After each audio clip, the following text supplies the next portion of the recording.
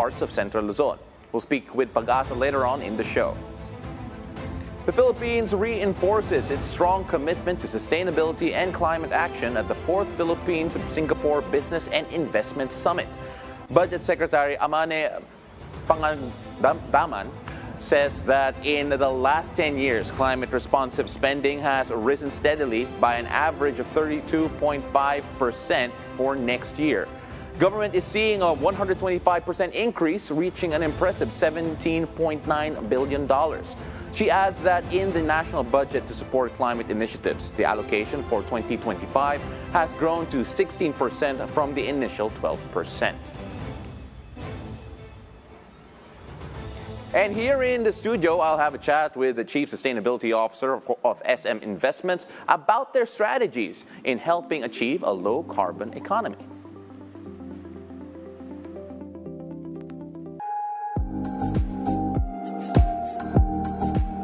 Taking a look at the weather today at 3 a.m., a low-pressure area was estimated 745 kilometers east-southeast of Itbayat, Batanes. The southwest monsoon continues to affect Luzon and Visayas, and it will bring moderate to heavy monsoon rains in Zambales and Bataan. As you can see over here, the southwest monsoon affecting the northern part of the country, as well as Visayas, as mentioned a while ago.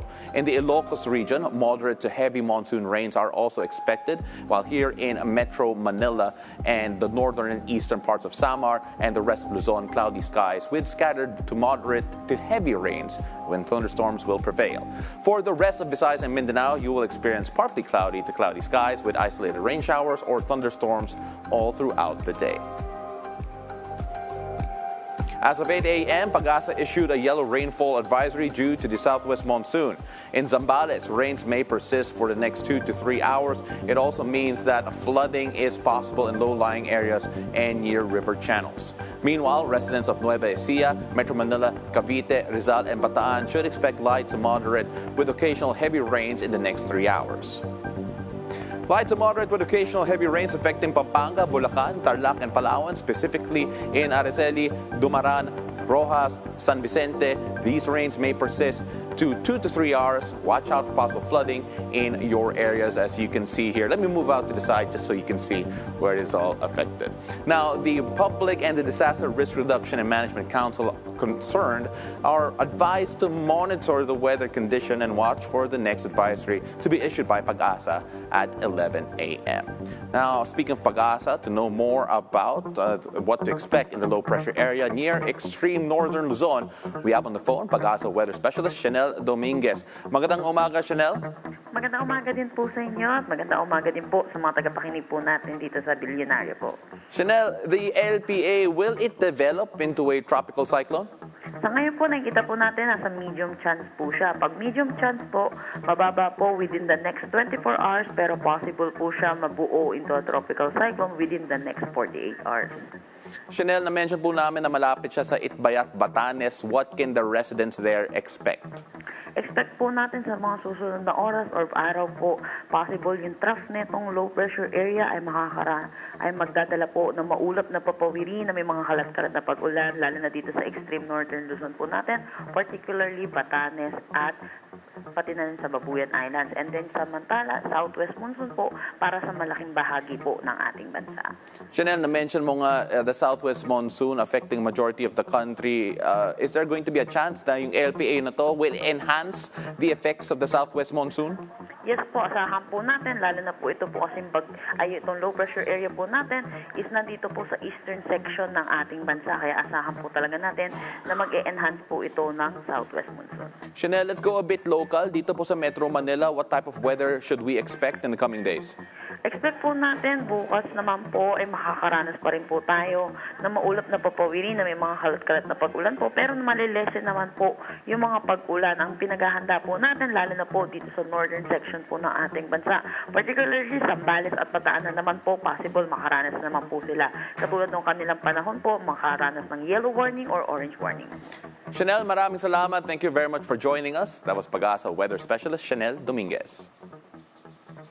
Now, let's take a look at the gale warning here, as rough to very rough sea conditions are expected in the western seaboard of Luzon, including Pangasinan, Zambales, and Bataan, as well as Occidental Mindoro and the western coast of Palawan, including Kalayaan Island. As you can see here, the gale warning affecting majority of the western side of the Philippines. Again, the gale force winds due to the southwest monsoon. These areas are currently experiencing strong to gale force winds due to the southwest monsoon, as mentioned a while ago. Now, let's take a look at the weather conditions in Luzon, Visayas, and Mindanao. Well, the southwest monsoon is forecasted to continue to bring heavy rains, particularly in the western part of Luzon. Now, residents in Olongapo in particular should prepare for monsoon rains with strong winds. Meanwhile, overcast skies with rain showers and thunderstorms are anticipated over further north in Lawag and in Baguio City. Metro Manila and Tagaytay, on the other hand, as well as the residents in the eastern section of Luzon, especially in Tuguegarao and Legazpi, can look forward to generally fair weather conditions. As you can see here, Metro Manila, Tuguegarao, as well as Legazpi, with a bit more different weather conditions compared to Olongapo. Puerto Princesa still having rainy weather down there, around 30 degrees Celsius, the high in that area. Now let's move on to the Visayas region, where residents in Iloilo are advised to prepare for continued cloudy skies with intermittent rain showers and thunderstorms. As you can see over here, Iloilo affected by that. High of 31 degrees Celsius here over in Iloilo. Bacolod, a bit fair weather here, as well as Tacloban and Metro Cebu. So in the Visayas region, Iloilo having the least amount of sunlight at the moment. Let's go further down south. In Mindanao, you can generally expect pleasant weather conditions. Now, if you're heading outdoors, it's advisable to carry an umbrella, though, as temperatures can get quite high. Not wet weather, but hot weather. 34 degrees Celsius will be the high in certain areas. Metro Davao, the average high will be around 33 degrees, and Cagayan de Oro at 32, while Zamboanga will have 33 degrees Celsius. Not as affected by the southwest monsoon affecting Luzon and Visayas, so those in Mindanao, do enjoy the sunshine for us, please. Now, let's see if the weather will give us a good weekend. Here's the weather forecast for the next 3 days coming from Pag-asa. Let's take a look at Metro Manila first, where the weather is generally expected to be fair starting tomorrow. Until Monday, however, there is a possibility of thunderstorms coming in here as well. Temperatures are expected to be around the same, around 32 degrees Celsius as a high from Saturday all the way up till Monday here in Metro Manila. Now, the good news is that there will be fewer chances of rain on Monday in particular, according to Pag-asa. Now, moving on to Metro Cebu. The weather is anticipated to be mostly clear, but around 40 to 60% chance of rain, with temperatures possibly reaching up to 32 degrees Celsius. As you can see here, similar weather conditions all the way, Saturday, Sunday till Monday. So if you're in Metro Cebu throughout the weekend, make sure you enjoy the weather there as well. Monsoon rains not affecting Metro Cebu as much as the western part of the country. Moving on over to Metro Davao. Further down south, the weather is ideal to test your skills as you navigate a 13-kilometer section of the Davao River from Lower Tamugan to Lacson Bridge. Now, you can embrace this amazing, thrilling, and enjoyable river rafting journey in Davao with mostly fair weather conditions. Temperature expected between 25 to 32 degrees Celsius. As you can see here, don't be afraid of the thunderstorms and the lighting graphics over here, because that just means it's going to be fair weather conditions all throughout. In fact, it might be quite hot come Sunday, 34 degrees Celsius. So make sure you have that umbrella for that sun. Up next, ladies and gentlemen, we're going to have the Chief Sustainability Officer of SM Investments, Tim Daniels, to talk about achieving a low-carbon economy. Weather HQ will be right back.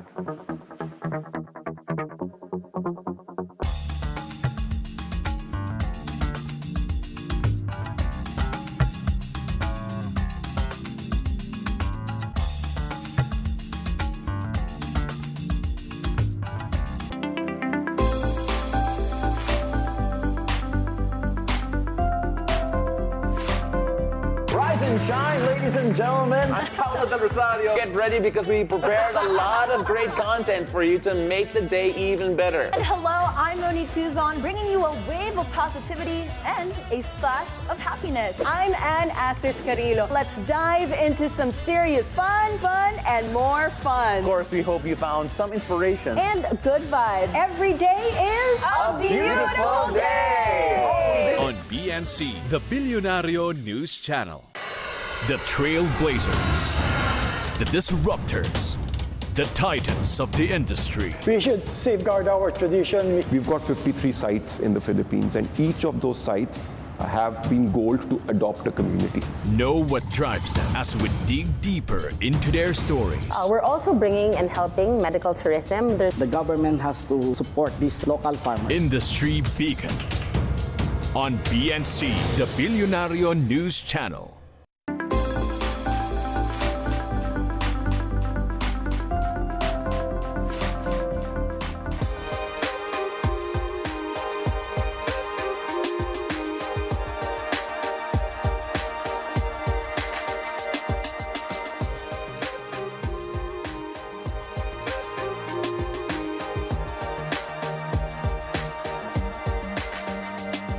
Welcome back. You're still watching Weather HQ. I'm Paolo del Rosario.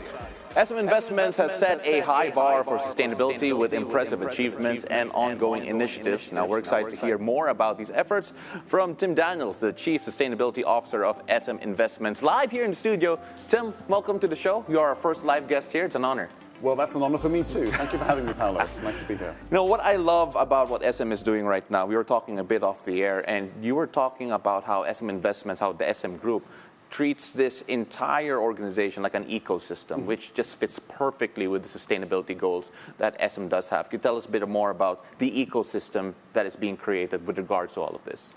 Yes, so the ecosystem really is the key word here. I mean, many people will think of SM as very large, but we actually started out as a series of small companies in retailing and banking and property, and latterly things like logistics and renewable energy. And they all work together in order to create businesses that support each other and grow. Mm-hmm. So first of all, there's the ecosystem of our businesses that work together. But then we look at the ecosystem of all of our stakeholders around us. You know, we've got within the group 130,000 employees. We look at them as stakeholders who need to have good employment and opportunities. We've got about 100,000 MSMEs that work with the group. We've got 20,000 tenants in malls. And, you know, we need to provide the right environment for them in order to get customers in, for them to sell their produce. We need to provide them with routes to market. In our retailing alone, we've got over 60,000 MSMEs in our supply chain.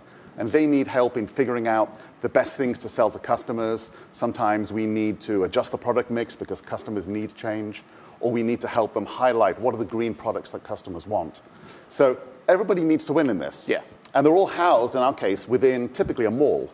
And that mall is part of a community. So we need to make sure it's also got the services that are particular to that community's needs. We can attach entertainment, we can attach government services, healthcare, schools. It becomes an economic hub over time. It generates employment, it generates taxes, and it helps with responsible development in the regions. So that whole stakeholder ecosystem is important. And then you can take it to a third level as an ecosystem. And you can look at the actual physical environment we have, the physical, you know, natural beauty and heritage of the Philippines, where we need to minimize our impact that we're having on things like water and waste and plastics and energy usage. And we also need to make sure that we're investing in ways to protect that environment for things like climate change, because we need to protect our assets, but we also need to protect the communities from the effects of what happens. And so we spend a lot of money on those efforts as well. So yes, ecosystems are a very important concept for us. We want to make sure everybody wins, because if everybody wins, then our business is stronger, and ultimately we win and we grow.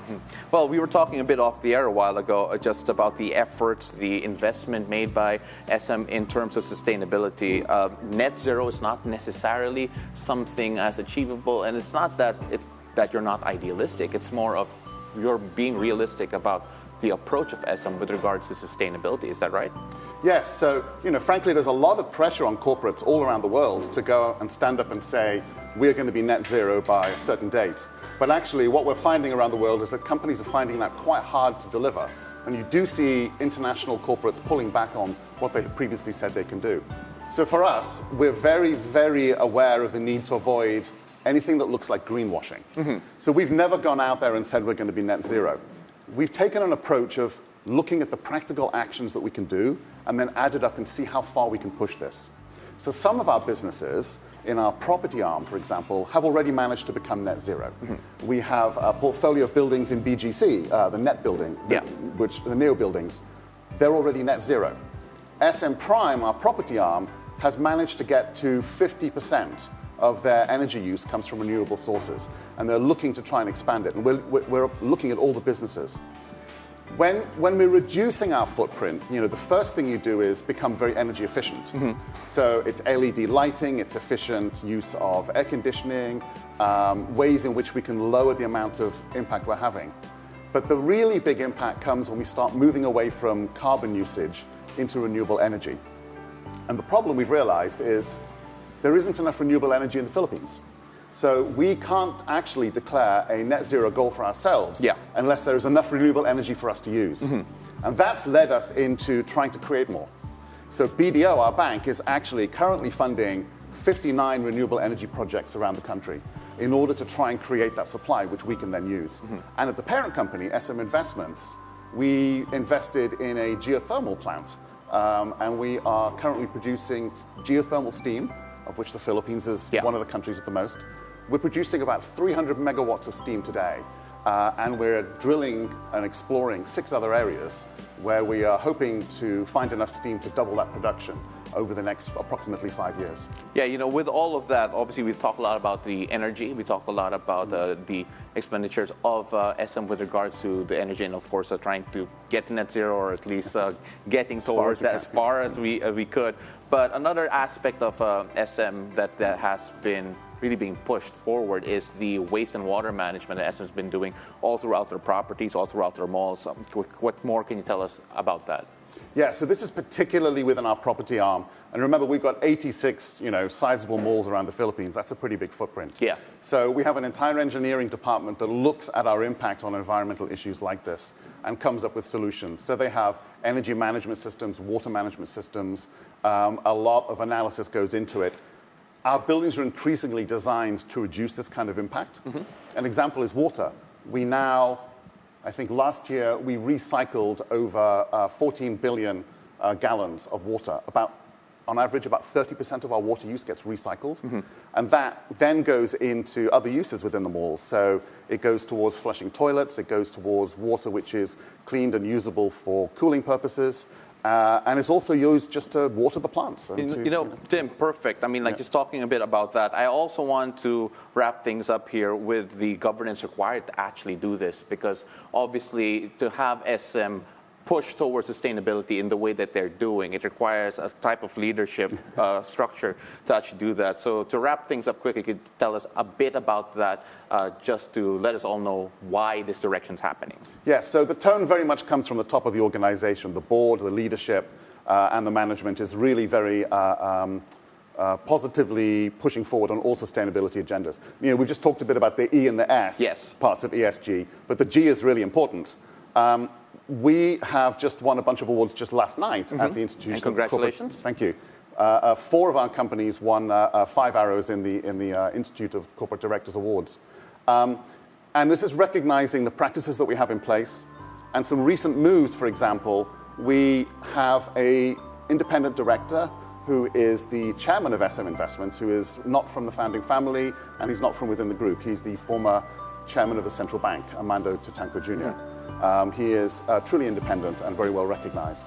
And we expanded the board of SM Investments early this year from 8 to 9 members, bringing in another independent director, which means 5 out of 9 are independent. And that's quite a bold move for a Filipino company. Absolutely. And of course, not only that, a very diverse board as well, coming in and leading SM the way it is. And of course, I wish I had an hour more to talk about sustainability with you, Tim. But unfortunately, we're out of time for the moment. But I'd love to have you again some other time to talk more about sustainability here. I'd love to talk further in future. Thank you. So you're a great first guest here on Weather HQ. But once again, ladies and gentlemen, that's Tim Daniels, the Chief Sustainability Officer of SM Investments. Now, when we return, we'll talk a bit about the global weather. Stay tuned. Thank you so much.